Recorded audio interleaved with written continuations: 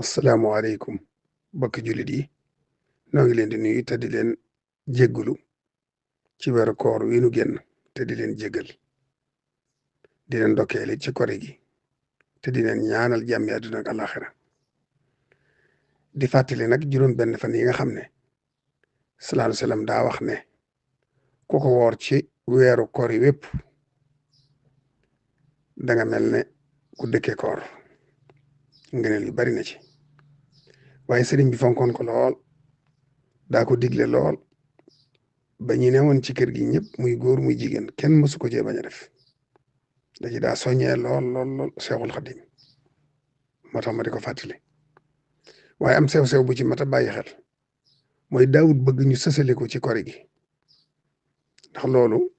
day bañ mu mel ne wëri woo yaa ngi ci Ramadan ba tey te Ramadan mooy farata dangaa war a noppal ay fan lu mel ne nga am une semaine wala fukki fan wala loo man door koo defaat te boo koy def nga tàmbalee ko dimanche wala àllarba bu la neexee ngay woor di bàyyi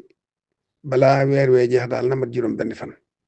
waaye kooku man it sësali gaa gën juróom benn fan yu sësoo diiru weeru kor yi foo ko fi defee rek baax na waaye jërul muy sës rëkk ci kori gi dañuy bëgg boo jógee ci koor gi ba wari nga noppalu bu baax ay fani fan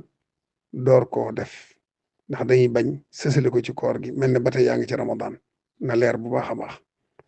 waaye nag la des ci kori gi weer wépp waxtu woo ko mënee rek boo ko defee baax na balaa kori gee jeex rek waaye bari nañ ngeen lool te mat a bàyyi xel jërë ngeen jëf.